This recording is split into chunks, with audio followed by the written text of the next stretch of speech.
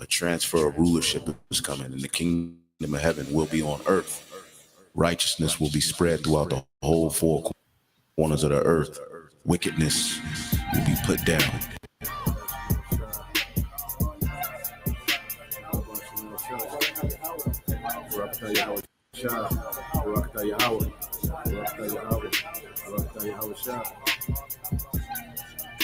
The Lord promised better things for us, okay?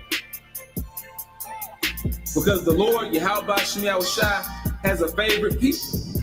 And he's going to give this favorite people a heavenly kingdom. A kingdom that's blueprinted and formatted and patterned after his mind. How he want a kingdom to be.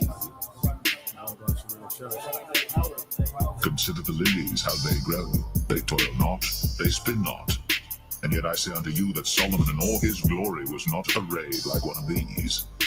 If then God so clothed the grass, which is today in the field and tomorrow is cast into the oven, how much more will he clothe you, O ye of little faith? And seek not ye what ye shall eat or what ye shall drink, neither be ye of doubtful mind. For all these things do the nations of the world seek after, and your Father knoweth that ye have need of these things. But rather, seek ye the kingdom of God, and all these things shall be added unto you. Fear not, little flock, for it is your Father's good pleasure to give you the kingdom. Sell that ye have, and give alms. Provide yourselves bags which wax not old, a treasure in the heavens that faileth not, where no thief approacheth, neither moth corrupteth. For where your treasure is, there will your heart be also.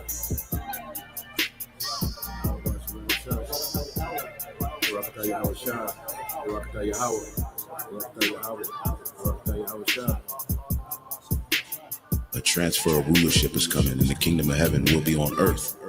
Righteousness will be spread throughout the whole four corners of the earth. Wickedness will be put down.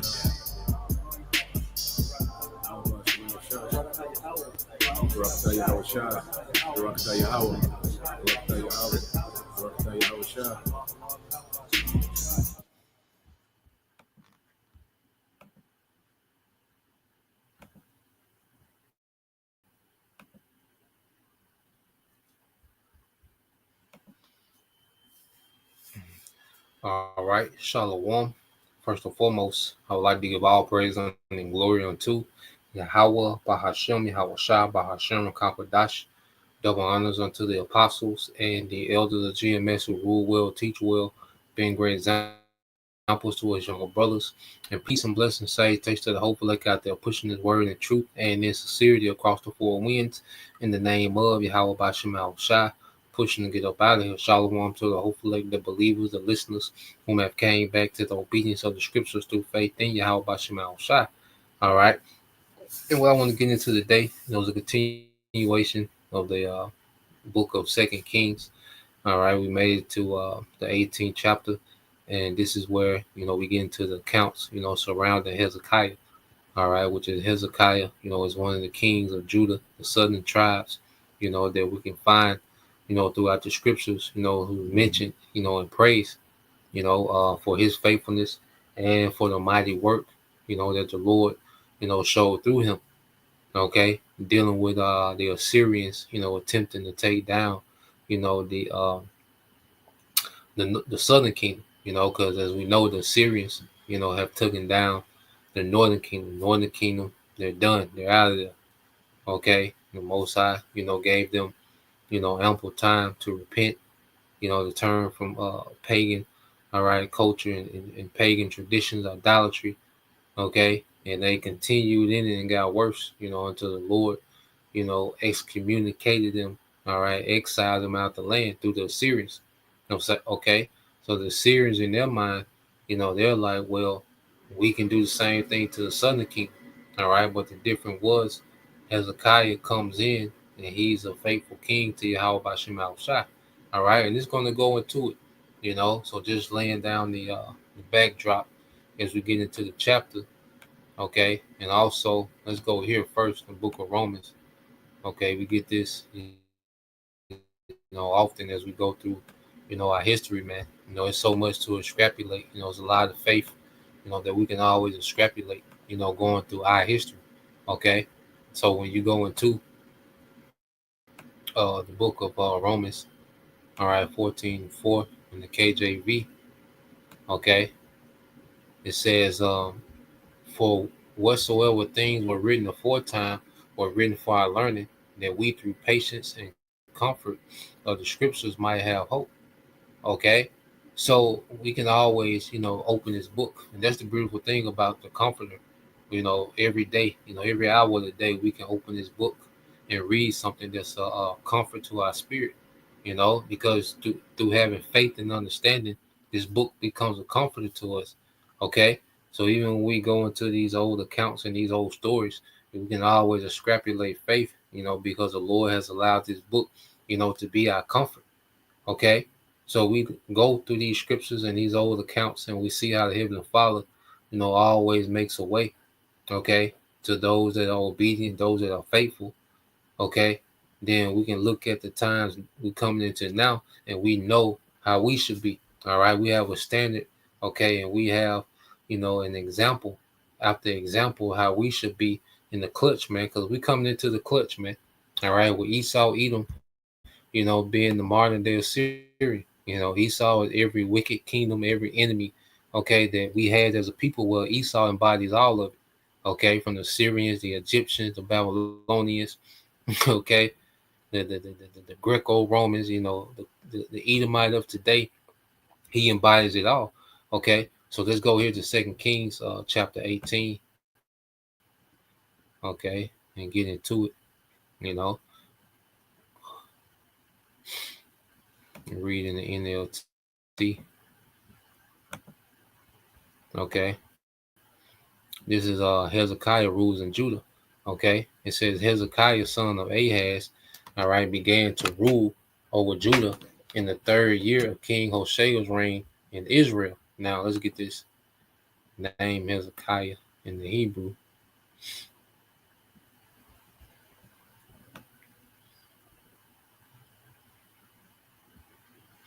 Um,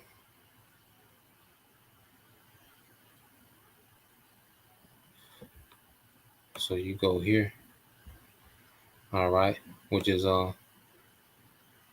Hazakwaya, Hazakwaya, okay, in the Hebrew, Hazakwaya, okay, which is Yahweh is my strength, okay, Yahweh is my strength, okay, and we know we in the time we're for sure, going to need the strength of Yahweh by Shema Al Shai to prevail, okay.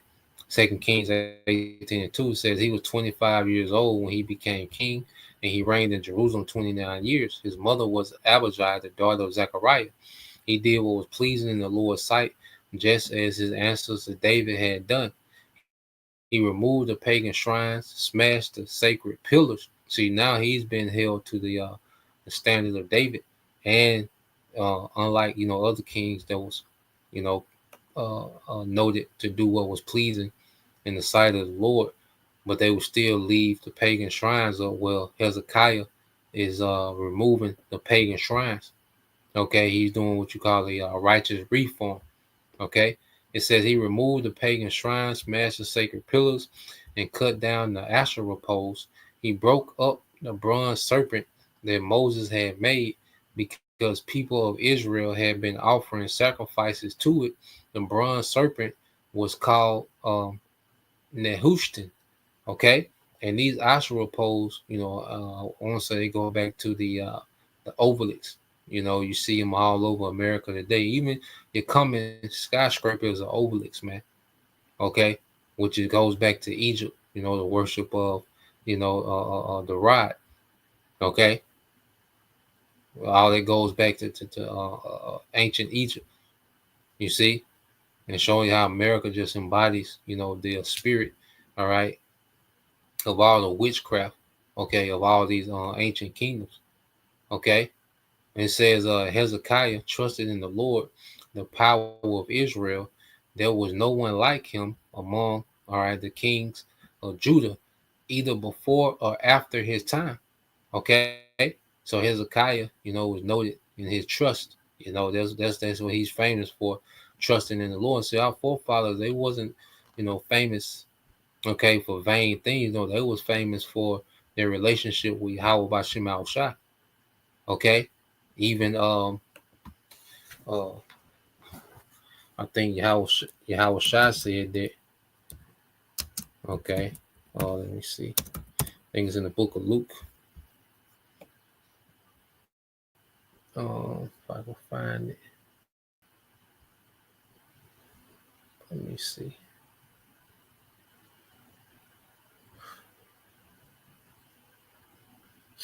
It's a parable in the Luke. All right.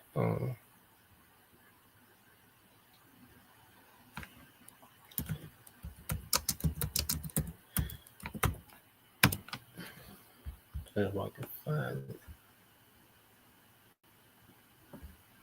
this might be this here. So you go to Luke 12. Um, Luke 12 and 15, it says, Then he said, and he's speaking to the disciples, beware, guard against every kind of greed. Life is not measured by how much you own. Then he told them a story of a rich man who had a fertile farm and produced fine crops. He said to himself, what should I do? I don't have room for all my crops. And then he said, I know I tear down my barns and build bigger ones. Then I'll have enough room to store all my wheat and other goods. And I sit back and say to myself, my friend, you have enough stored away for years to come. Now take it easy, eat, drink, and be merry. But the Most High said to him, you fool, you will die this very night. Then who will get everything you work for? Yes, a person is a fool to store earthly wealth, but not have a rich relationship with the Most High. Okay? And you look at our forefathers that I mentioned, and giving reverence in the scriptures, they had a rich relationship with the Most High. Daniel, Joseph, okay, and the Apostle Paul, all the apostles, okay, Yahweh Shai himself, okay, he had a rich relationship, and this grace period was for us to have a rich relationship with our power, man, to invest into that relationship. That's the best investment we can make, you know, is investing into Yahweh Bashim Al Shai. Okay. 2 Kings 18:5 said Hezekiah trusted in the Lord Yahweh by Shema Al Shai, the power of Israel. There was no one like him among all the kings of Judah, either before or after him, after his time. He remained faithful to the Lord in everything, and he carefully obeyed all the commands, all right, the Lord had given, to Moses. Okay. Was it, he wasn't perfect, okay, in the law. All right. But he had a reputation, for keeping it to the best of his ability, man, which, their best of their ability was on another level, all right, than us keeping in America in the best of our ability. They was far more accurate and precise, in their law because they had sovereignty, man. Okay. And it was their culture. Okay. So they will be able, to be way more efficient in their law. Okay. And it says, so the Lord was with him, and Hezekiah was successful in everything he did. You see that? So the Lord was with, Hezekiah because Hezekiah trusted him, man. And it says he was successful in everything he did. He revolted against the king of Assyria and refused to pay tribute, which his father Ahaz, all right, he began, they're paying tribute, their regular tribute to the Assyrians, because he paid the Assyrians to help him, with the alliance between the northern kingdom and Syria. Okay. And he became, the throne of Judah, the throne of the southern kingdom became a tributary to the Syrians, where Hezekiah, he broke away from that. All right, verse 8. He also conquered the Philistines as far distant as Gaza and its territory, from their smallest outpost to the largest walled city. So Hezekiah, he was a conquering king, and he was able to conquer because of his faith, okay, in Yahweh Bashim Al Shai. So he prospered. Okay. That's why when you go here, in the book of Romans, okay,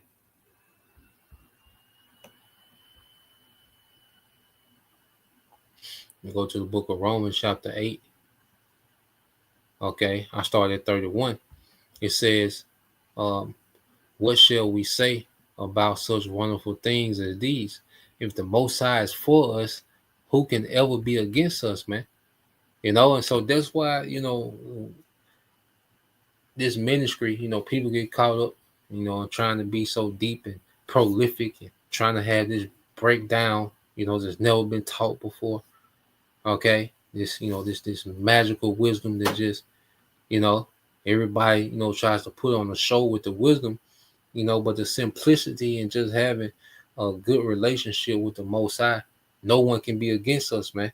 No understanding that, that if we're in good standings with our power, no one can be against us, man.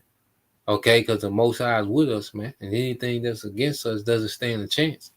Okay, so the understanding of that in itself, man, is a powerful thing.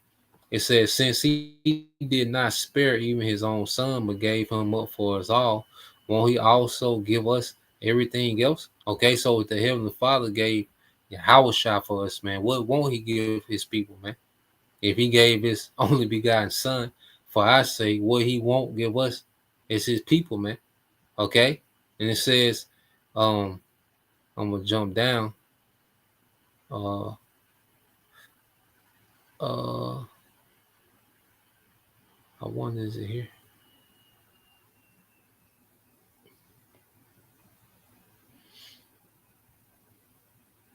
I'm gonna read into it. Okay. It says, verse 33 says, who dares accuse us, all right, whom the Most High has chosen for his own? No one, for the Most High himself has given us right standing with himself, man, through Yahweh Shai. Okay. And us serving Yahweh Shai is putting us in good standings with the Father. That's why these jakes that downplay Yahweh Shai, they're putting themselves in the worst position you can be as an Israelite, man. And that's an enemy to the throne. Okay, and the worst time ever since the earth was, Jake is making themselves all right, an enemy to the throne. All right. It says, who then will condemn us? No one. For Yahweh Shah Hamashiach died for us and was raised, all right, to life for us, and he is sitting in the place of honor at the Most High's right hand, pleading for us, man. So we have, an advocate in the heavens that's pleading for us, man. Okay, you see, we have an advocate in the heaven that's pleading for our sake, man. We have to think about that, man. So he shouldn't be worshipped. He shouldn't be reverenced. He shouldn't be praised. He's not worth us giving our life to, man. And he's advocating for our cause in the heavens, man. Yahweh Shai, he's doing a wonderful work for those that believe, man. Verse 87, this the point, says, no, despite all these things, overwhelming victory is ours through Yahushua who loved us, man. And it says overwhelming victory, man, is ours through Yahushua. So through Yahushua, we have an overwhelming victory over this beast system, man. It's not gonna be, you know, it's not gonna be close, man. This beast system gonna be obliterated, okay? And we are now, solidifying, all right, our alliance with Yahushua in this grace period, man. You see, we're already, submitting ourselves to the winning side, which is Yahweh Shai, and he's going to have an overwhelming victory, man. You see, our power as Israelites is obedience to our power. That's the victory. You see, that's the victory over the beast, because the beast wants us to be rebellious against our power. So obedience to our power is victory over this beast system, man. Okay? And it's gonna be an overwhelming victory, man, the return of Yahweh Shai. Okay, so let's go back to 2 Kings 18. Okay.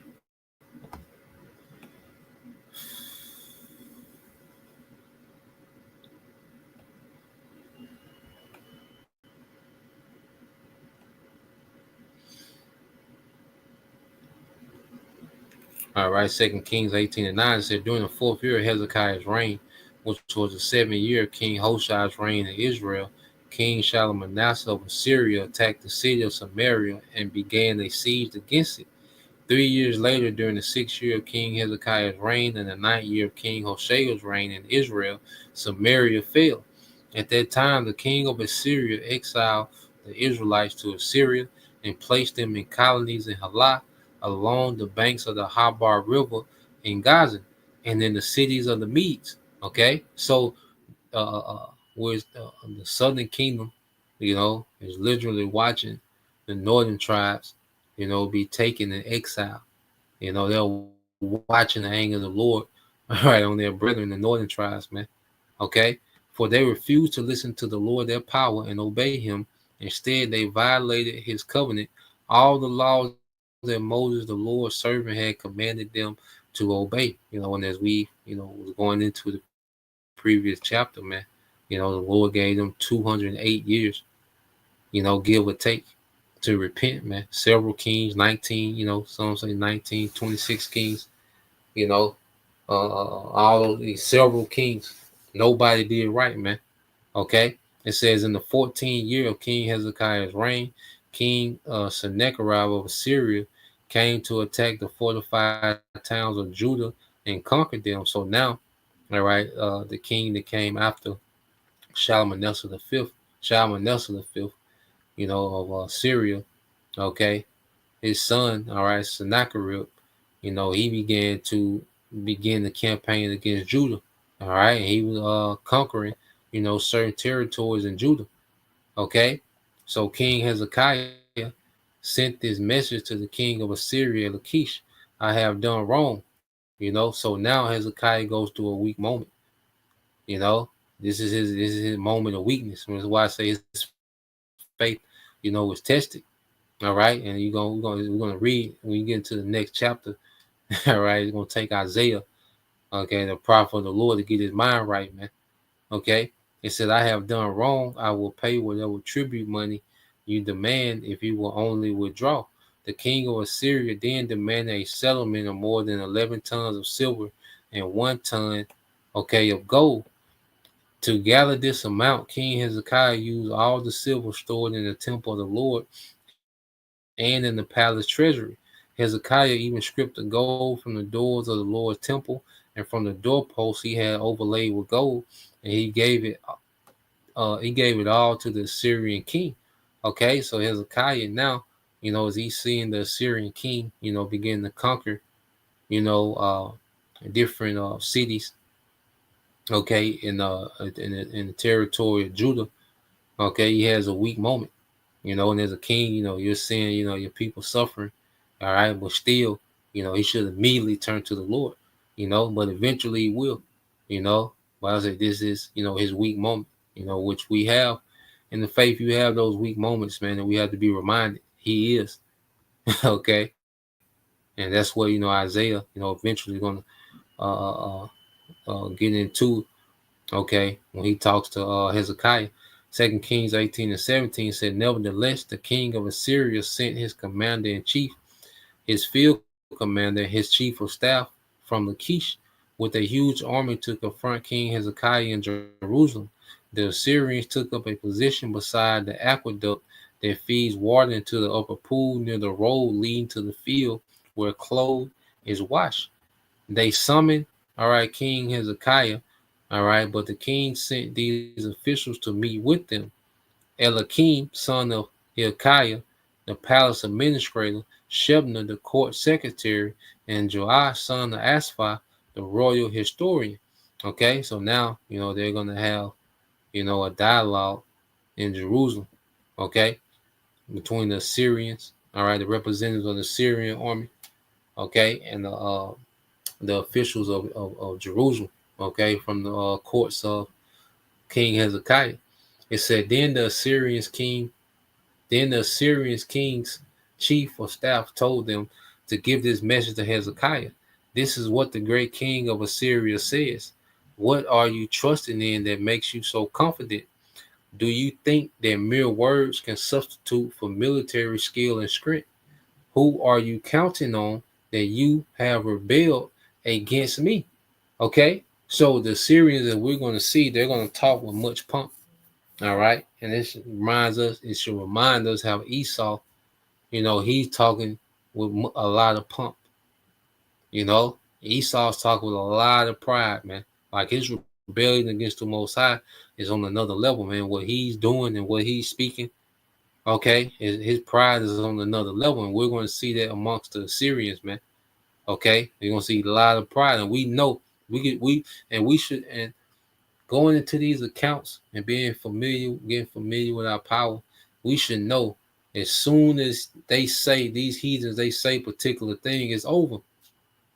Okay, that's why King David, when he fought Goliath, and soon as Goliath, the fact that what Goliath was saying against the Most High, King David knew it was over. See if we can find that real quick in First Samuel. Like I think it's First Samuel 17. Okay, let's see if we can find it.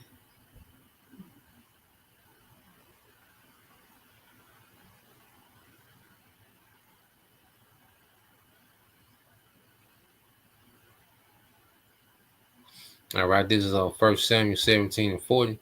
And it says, and he took his staff in his hand. This is King David. All right, young David, It says, and chose him 5 smooth stones out of the brook and put them in a shepherd's bag, which he had, even in a scrip. And his sling was in his hand, and he drew near to the Philistine. And the Philistine came on and drew near unto David, and the man that bare the shield, all right, went with him. All right, it says, and when the Philistine looked about and saw David, he disdained him, for he was but a youth and ruddy and of a fair, all right, countenance. And the Philistine said unto David, am I a dog that thou comest to me with staffs? And the Philistine cursed David by his gods. Okay, so the Philistine cursed David by his gods. And the Philistine said to David, come to me, and I will give thy flesh unto the fowls of the air and to the beasts of the field.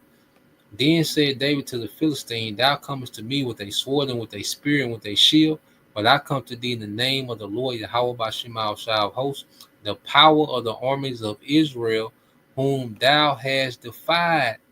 Okay, so King David like, look, you done defied the powers of Israel, Yahweh by Shema. So King David knew that Goliath was finished from the mere fact that he's boasting against Yahweh by Shema. Okay, well, we're seeing Esau doing today. Just by that alone, this devil boasting against Yahweh by Shema Shah, he's done. Okay, and just like these Assyrians, they finna get sideways with the mouth, and we know how this go. You see? So when we go through these accounts, we see the common theme where these heathens get beside themselves, they get in power, they become the superpower of the earth, and they get to feeling themselves, and they get real reckless at the mouth, and it goes way left, man. Okay, the Most High shows that he is every time. Okay, it says this day, verse 46, will the Lord deliver thee into my hand, and I will smite thee and take thy head from thee, and I will give the carcasses of the host of the Philistines this day unto the fowls of the air and the wild beasts of the earth, that all the earth may know that there is a power in Israel, man. Okay, and we should look at these accounts, and we can see when the Lord is setting up to show his power. Okay, the fact that the Syrians are talking like this, the Lord he's setting this up to show power. Okay, you see. So as we see Esau today, all right, the fact that he got this great rebellion against righteousness, and AI, he's boasting in AI, because he's really boasting that he can create something that's better than what the Most High created. He's really saying I can recreate creation better. When you go into his AI and technology and the doctrine behind it. Okay. So let's go back to it. 2 Kings 18 and 19. It says the Syrian kings, all right, the Syrian king's chief of staff told them to give this message to Hezekiah. This is what the great king of Assyria says. What are you trusting in that makes you so confident? Do you think that mere words can substitute the military skill and strength? All right, for military skill and strength, and this is what they trusted in. Who are you counting on that ye have rebelled against me? Okay, it says on Egypt. if you lean on Egypt, it will be like a reed that splinters beneath your weight and pierces your hand. Pharaoh, the king of Egypt, is completely unreliable, because Judah did have relations with Egypt, different alliances with Egypt. Okay, and I was like, that's why Isaiah, was cursing Judah out, for those alliances, man. Okay, and telling them that look, those alliances is not going to hold up. Okay, and that's why eventually, after Hezekiah, you're going to get those kings that fully trusted in, those alliances with Egypt and not trust in the Lord, and they were done. Okay, it said, but perhaps you will say to me, we are trusting in the Lord Yahweh by Shema Shai power. But isn't he the one who was insulted by Hezekiah? Didn't Hezekiah tear down his shrines and altars and make everyone in Judah and Jerusalem worship only at the altar here in Jerusalem? Which that was right. Okay, he tore down the pagan idols. See, Hezekiah's father Ahaz had Assyrian idols, okay, in Israel, and Hezekiah tore them down. Okay, so this heathen, he doesn't know what the hell he's talking about, man. Okay, it says, I tell you what, strike a bargain with my master, the king of Assyria. I will give you 2,000 horses if you can find that many men to ride on them. So they're just full of themselves, man. Okay, it said, with your tiny army, how can you think of challenging even the weakest contingent of my master troop, even with the help of Egypt chariots and charioteers? What's more, do you think we have invaded your land without the Lord's direction? The Lord himself told us, attack this land and destroy it. And indirectly, he's right, because, a man's going is of the Lord. But see, it wasn't, he wasn't, the Syrian army, they wasn't attacking for a victory. Okay, they was being used for the Lord to show his power, just like Esau. All right, the Lord has the spirit on him. Okay, to what? To go after their remnant, to have the testimony of Yahweh Shai. But it's not going to be for their benefit, man. Okay, it's going to be an opportunity for the Lord to show power, man. It said, then Eliakim, son of Hilkiah, Shebna, and Joah said to the Syrian chief of staff, please speak to us in Aramaic, for we understand it well. Do not speak in Hebrew, for the people on the wall will hear. So the officials of Hezekiah, they wanted them not to speak in Hebrew, where the people couldn't understand it. They wanted to keep them between the officials. Okay, but Sennacherib, chief of staff, replied, do you think my master sent this message only to you and your master? He wants all the people to hear it. For when we put this city under siege, they will suffer along with you. They will be so hungry and thirsty that they will eat their own dung and drink their own urine. Then the chief of staff stood and shouted in the Hebrew to the people on the wall, listen to this message from the great king, all right, of Assyria. This is what the king says. Don't let Hezekiah deceive you. He will never be able to rescue you from my power. Don't let him fool you into trusting the Lord by saying the Lord will surely rescue us. This city will never fall into the hands of the Assyrian king. Don't listen to Hezekiah. These are the terms the king of Syria is offering. And see, they're telling, all right, Israel not to listen to their king. Okay? They're telling them what? To rebel against their king. Just like now, Esau wants us in rebellion against Yahushua. Okay? He's telling us not to listen to our king, as if our king can't rescue us, man. You see? It's the same thing. So he's pushing what? Rebellion. All right? And it says, then each of you can continue eating. And now, and Esau, he's pushing rebellion. Then he's offering, just like he did with Eve, you shall not surely die. You shall be a god. He pushed Eve to rebel. Like, look, you're going to be a god. Listen to me. Okay? So it's the same thing that Esau is pushing today. Because not only is he pushing rebellion, he's making it seem like what? He's going to reward you for your rebellion. Okay? In this new technocracy, man. Okay? And a lot of Israelites are going to take their bait. Okay? It said, then each of you can continue eating from your own grapevine and fig tree and drinking wine from your own well. Then I will arrange to take you to another land like this one, the land of grain and new wine, bread and vineyards, olive groves and honey.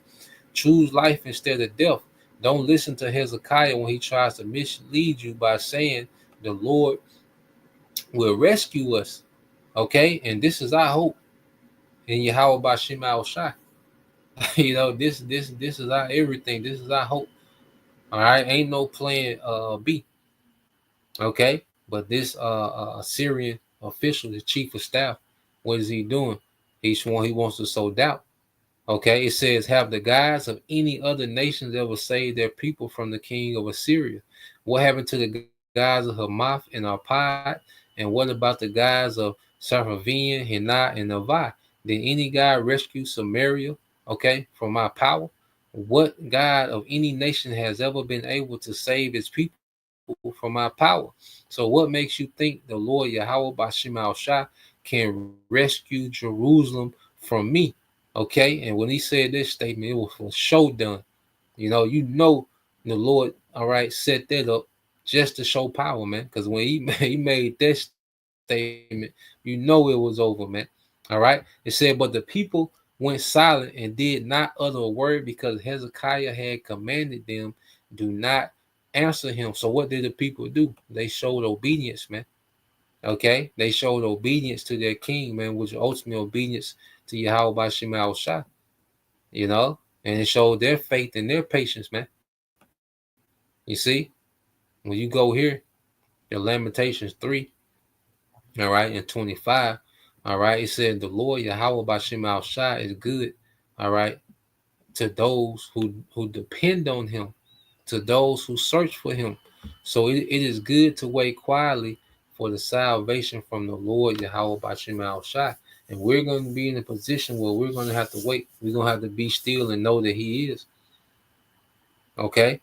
We can't, get frantic. We can't haste. We can't try to, okay, force anything. No, we're going to have to wait on the Lord, man. Esau going to be barking all his threats and this and that. He's going to make it pretty much impossible, to exist in this society without that sea help. But we still have to wait on the Lord in that situation, man. Okay, and show that obedience. Okay, so let's go here. Go back to Second Kings 18. And like I said, they showed that obedience. They listened to their king. So this is back in 2 Kings 18 and 37. It said, then Hezekiah, son of Hezekiah, the palace administrator, Shebna, the court secretary, and Joah, son of Asaph, the royal historian, went back to Hezekiah.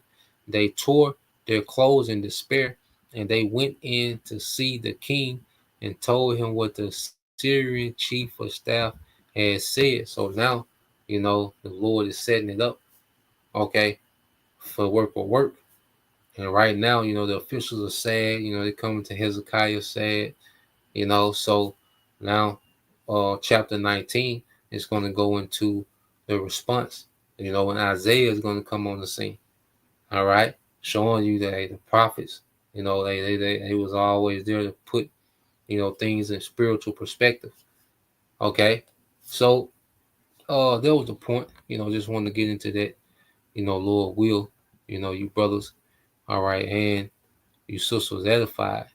So we'll continue on our Ratazah, in chapter 19, which is going to show, that he is, So, Lord will, you brothers and you sisters edified. Till next time I say Shalom. Kwam Yashala, Abba, soon Shalom.